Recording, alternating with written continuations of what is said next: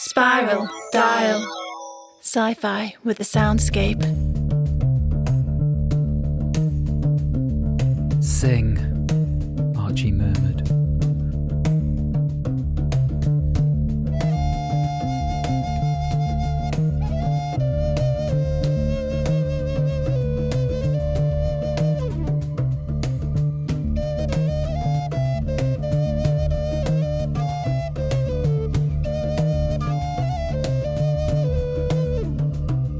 The shadow spiral almost obscured her whole vision. She was suffocating. There was no way she could draw breath to speak, let alone sing. Sing.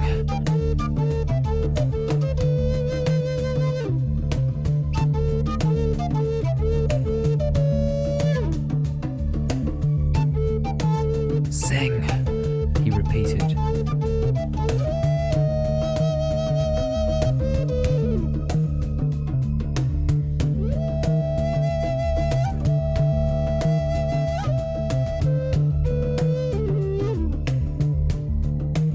Sing.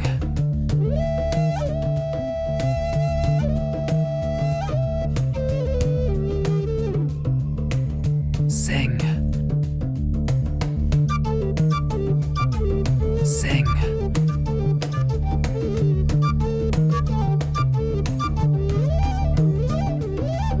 Sing.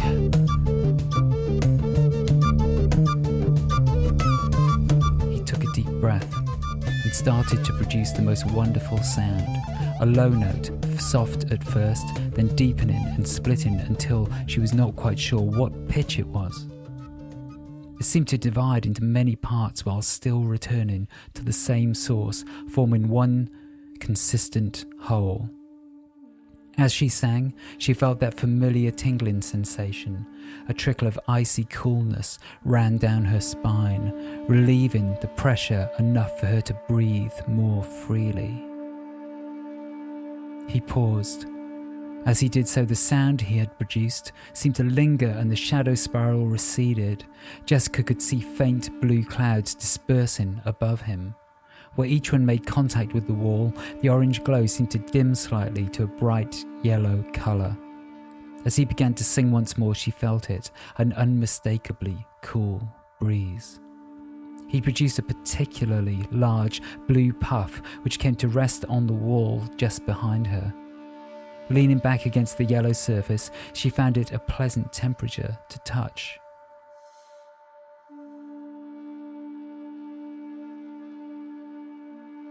Watching the blue clouds drift around the space proved quite absorbing. One of them formed the distinct outline of a giraffe, which then immediately morphed into a tiger. As it came close to her face, she shrunk back from it, so realistic was the figure, but it only dissolved in her face, as if a tiger ghost had given her a cool kiss on the lips. Archie continued singing until the whole of the bubble was a pale shade of yellow. Jessica reached out to touch the wall, which felt less soft than before, yet more tense, as if something was being held back. She was going to push harder when Archie grabbed her hand and drew it back. "I wouldn't if I were you." "That was incredible, Archie. What did you do?" His gaze met hers, steady and calm, with a hint of smugness. "Isn't it amazing how music can help to ground you? Only good music, mind you. Not to take anything away from you, but if you sang, I can't imagine it having quite the same effect." "It's not just grounding, it's cooler. You've actually cooled it down. How does that work?" "You're always trying to understand how things work. Wouldn't it be more worthwhile to sit back and relax? Enjoy life for once?" "Well, that's all very well for you to say. I'll sit back and relax as soon as you start telling me where we are going and why." She folded her arms. "Fine. You'd better listen up, though. I won't be telling you twice." Archie drew himself upright and sat in silence for a number of minutes. "What on earth are you doing?" Jessica asked. "Shh. I'm waiting for inspiration to strike." She had no option but to sit and wait. He seemed poised, coiled like a cobra, waiting to strike. First his left eyelid started to twitch imperceptibly, then his left upper lip joined in. Finally, his lips opened and he started to sing another song. This time, his mouth formed words.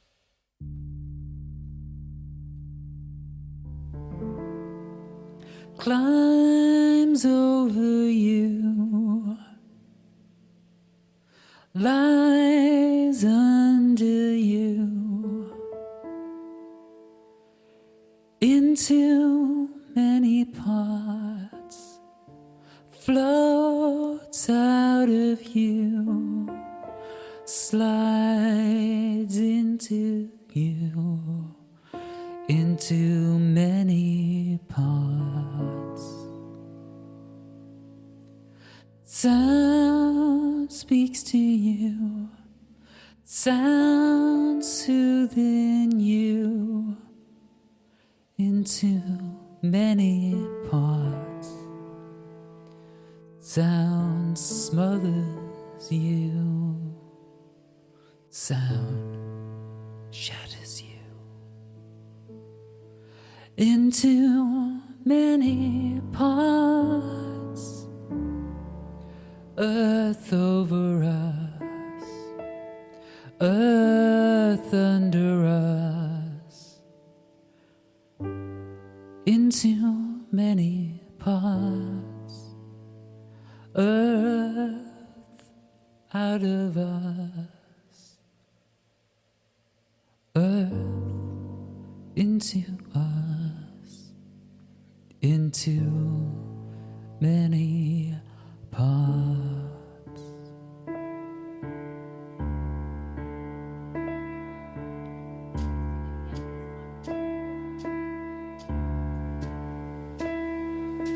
Climbs over you, lies under you, into many parts, floats out of you, slides into you, into many parts. Sound speaks to you, sound soothing you, into many parts. Sound smothers you, sound shatters you into many parts. Earth over us, earth under us, into many parts. Earth out of us, earth into us, into many parts.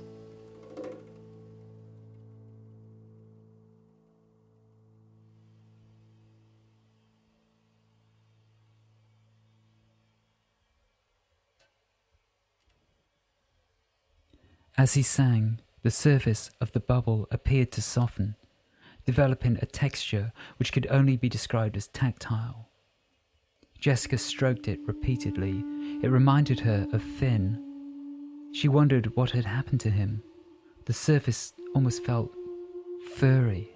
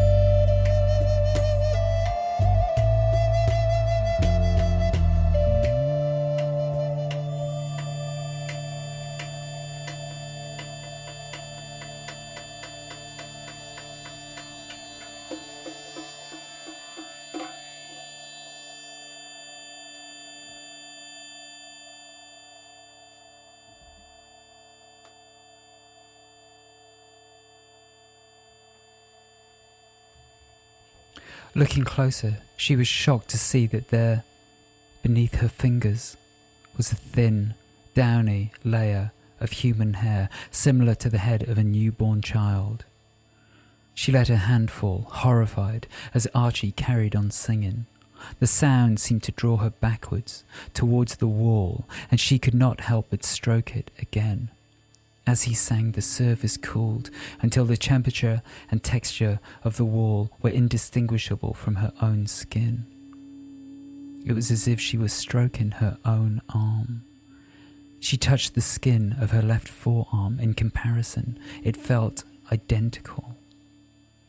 Archie paused his song for a second, and she froze. "Oh no, don't stop," he remonstrated. "You're doing really well." "Oh, good." Jessica pondered for a second. "What exactly am I doing well?"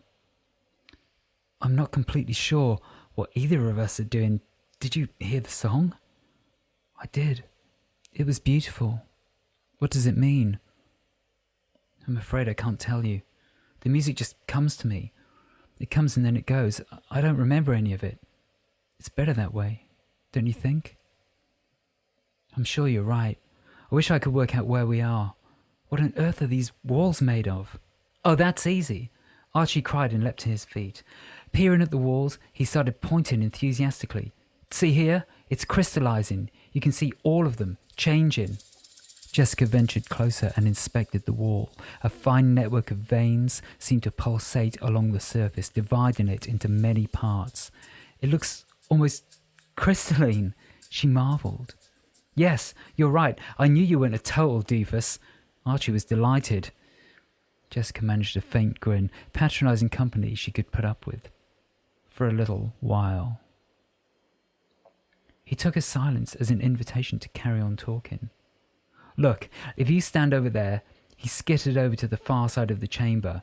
"It all looks one colour.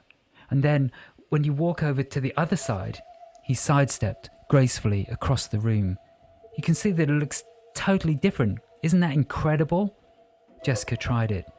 It was impressive, she supposed. "Shiny," she said. "But what is it?" She became even more animated. "Well, this one," he pointed at a small round crystal. "I think this one is an olivine. And this one over here, well, I think it's some sort of feldspar. And this long line here, this is most definitely quartz." Jessica did a double take.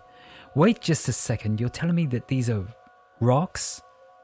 Archie beamed. "Oh yes, indeedy. Did you know I used to collect fossils? Not many people know that about me. I have an extremely large collection of ammonites, don't you know? I'm surprised it took me this long to work it out." Jessica's mind boggled.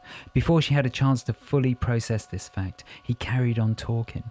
"Of course, if we carry on in this direction, they're all going to change. Isn't that exciting? We'll get to see it firsthand. A front row seat." He rubbed his hands in anticipation. "A front row seat to what?" "Metamorphosis, baby." "Meta what?" He crossed his arms. "Look, he's confuddled now. Well, if you're extremely nice to me, I suppose I might just explain it to you." She pursed her lips. "Nice be damned. Are you telling me that we are actually underground, as in underneath the Earth's surface, in a rock bubble?" Yes. Amazing, isn't it? Patricia really has outdone herself this time. Or him upstairs, I guess. Both of them, perhaps. Who knows? Better just sit back and enjoy the ride." Jessica sat down. Hard. This did explain a lot. The heat, for one thing. Although how music could cool liquid magma was beyond her comprehension. As she sat, the walls appeared to shift once more, the colours dancing with the light.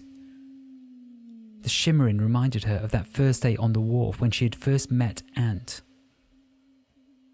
How her life had changed since that moment. The walls here emitted the same faint hum that she remembered from boarding the ship, except then it had got louder and louder, almost splitting the very air apart.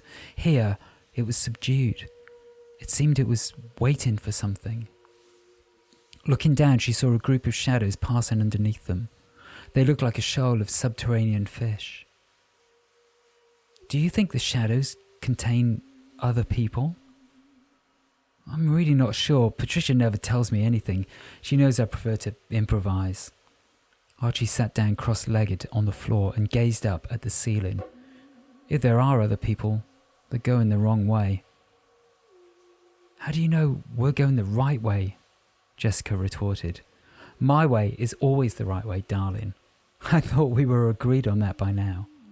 Just as he finished speaking, the chamber shuddered and the walls emitted a loud creak, shifting and shimmering rapidly.